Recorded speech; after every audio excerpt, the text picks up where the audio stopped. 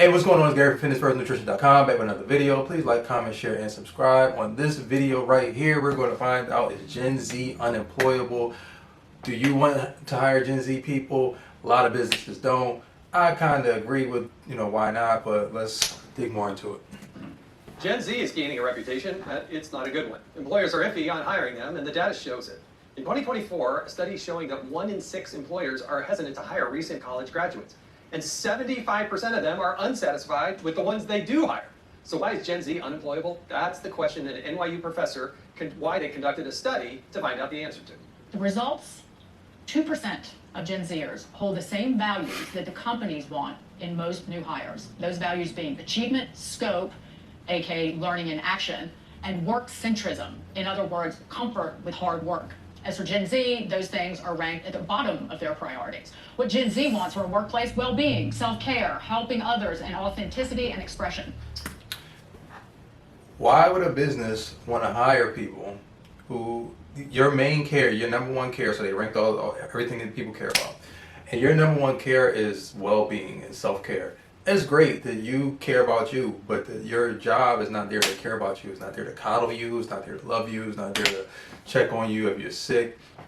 The job is there to do business. It's there as an ends. It's a ends to a means. So it is there to make a product, get the product to a customer, or a service, get it to a customer, bring in money to pay you. You're there to get paid. You're not there for a therapist. You're not there for any of that. All this mental health days, and it's come on now, just go to work. People have been going to work in steel mills, coal mines, and all types of really, really difficult work. You are a programmer. I mean, it's too weak. Everything is just too weak. The military, I've talked to people in the military, everything is just getting too weak, and that's the number one priority. That's never going to align with 99% of successful companies. And then helping others. I mean, helping others is cool. That's nice. That's not what with a job. I don't get what a job would get out of you wanting to help others, but that is fine. It's selfless at least. And then voice, so authenticity and expression. You're not at work to express yourself. You're at work to do whatever job you have signed up to do, and whatever job they've hired for you to do. So a job wants you to focus in on achievement, because they want you to achieve things for the company. They want you to focus in on the scope, learning new tasks so that they can make more money off of you. It might not make you feel good, but that's what they want to do. They want to make as much money off of you as possible. It's up to you to create leverage and for you to make as much money as possible, or to leave and start a business or whatever you want to do. But as long as you work for that business, their goal is to get productivity out of you. Learn as many tasks as you can, or teach you as many tasks as they can, and get you to do as much work as they can and make as much money as possible. And what was the other one? It was work centerism. So obviously they want you to focus in on, they want your life to kind of revolve around work, and that's more so for like managers, supervisors, C-suite employees, because I mean that's just the way the corporate world has always worked, because nobody just goes in and works 8 hours and goes home. So it's a lot for decades and decades. Politicians, CEOs, managers, district managers, general managers, supervisors. They normally work their way up. So whether or not you have a degree, whether you have a degree or don't have a degree, you normally have to work your way up to a certain status, and that is not done in 40 hours. That is done from you putting in the extra work. And they want you, the people who rise to the top, say people, they graduate, you have a degree, and you think that you are just going to be up here. But no, most people have a degree, so you're about like right here, but you have to work hard to build yourself up, and only, they say the cream will rise to the top. So only certain people will make it to the top. And if you want to be there, and you're not happy with where you are, then you have to work hard. And I mean, sometimes they do want people who are, I can get it sometimes. Like if you work at Walmart, like nobody's centering Walmart. Like a cashier, if they're expecting you at Walmart to center yourself around Walmart, they got you messed up. They should not be doing that. So it's more so for salary positions I am a fan of. work centerism, and that expectation. For your regular hourly worker, not so much, but I would prefer. I've worked with people, and they're just hourly workers, but they really care about the company, and companies really need that, and that does help your company grow, and that is the objective of a company, and it also makes it easier on supervision and managers. But let's get back into this. Joining us now is the NYU professor who conducted this study, author and host of the Becoming You podcast, Susie Welch. Thanks so much for joining us. It's a little scary. It's a little rattling, I'll say. I myself, I work with Gen Z students. I teach them, and I happen to be very fond of them. And so I had a little bit of a sense of which way the data might go, but even I was taken aback by the magnitude of the discrepancy. Susie, it's incredible the work you did with this because you were able to truly quantify values. And is it that the companies need to change, Well, not the students or not the young? Well, I think that Gen Z would love the companies to change, and I think what happens is the companies are run by people who have different values, and those values have led to financial success. So they don't want to try a different version of it. They're like, well, I know achievement works, and I know work centrism works, and I think you get things done that way, and learning is something you really want to have in people. Am I really going to gamble and sort of have a company where the main values are self-care and authentic expression? I think that one place there is overlap is that some companies really do like this this value of altruism, of not to be of helping people. So I think that will the companies change? Some of them are going to have to because there's only 2% of Gen Z that has the values that they're seeking. So they're going to have to accommodate the 98%.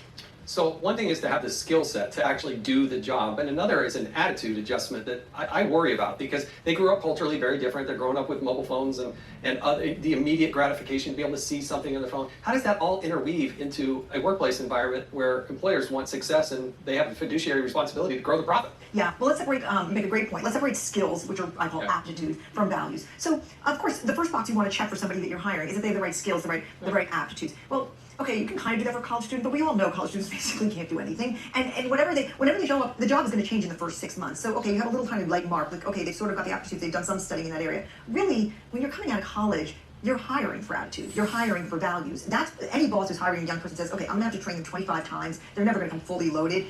Do they have the right values? And then in their head, they're thinking, okay, what values am I looking for? I'm looking for achievement, this desire to win. I'm looking for desire to grow, to learn, and to work. I mean, just the love of work. And then what's happening is most people who are applying for the jobs are showing up with vastly different values than that. And so what you end up having is an environment where bosses are saying, Nobody loves to work anymore. Most people don't love to work. But there's also, so you can not love the work that you do or love the work period, but there's a pride that people should take and used to take in their work. So it might be a menial task, but I've met some janitors and they are really, really just proud of the job that they do of keeping up the appearance of the facility that they are providing janitorial services to. Pride is all about pride. That will probably be number one because you may not make that much money. You may not, your job may not be so important, but it should be important to you that you do it correctly because you agreed to work for said company a set amount.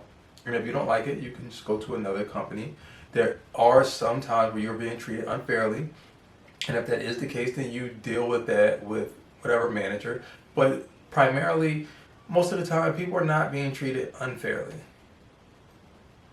I'll acknowledge the minority, but the majority of the time, you're not being treated unfairly. You may not like how you're being treated, but you're not being treated unfairly most of the time. You just may not like the level of compensation for the amount of work that you feel you do. And in Gen Z, the newer generation, they think everything, they want a cookie for everything. You don't get a cookie for everything. You gotta actually do something.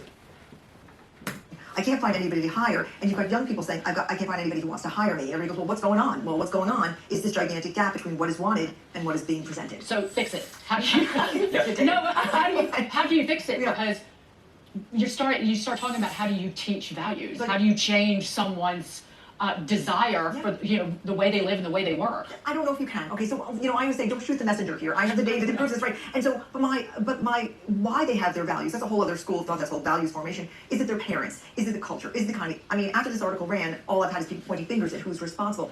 I am not sure it can be fixed. I don't think most companies, big banks and tech companies are going to say, hey, we're changing all of our values. Our number one value is now going to be your authentic self-expression. Their number one value is performance. They do have a fiduciary responsibility. But I do think what's going to happen is Gen Zers who want to get hired, they're not going to change their values. That's a very hard thing to do. They may repress or suppress them so that they get hired or stay hired.